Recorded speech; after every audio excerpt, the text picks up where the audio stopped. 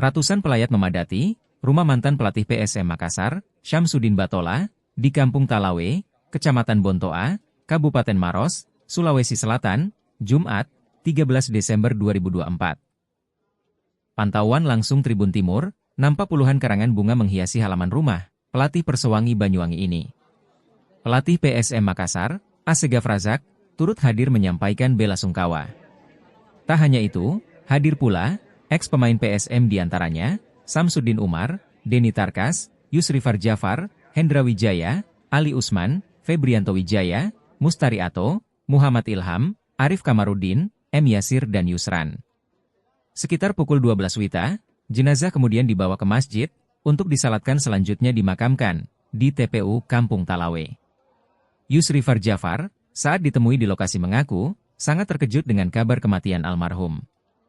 Yusrifar mengatakan, dirinya telah mengenal Syamsuddin Batola, saat masih di bawah naungan PKT Bontang. Syamsuddin Batola pernah menjadi rekan sekamarnya selama setahun. Salah satu momen, yang paling Yusrifar ingat selama masa hidup almarhum, adalah saat pakaian almarhum dilucuti oleh supporter.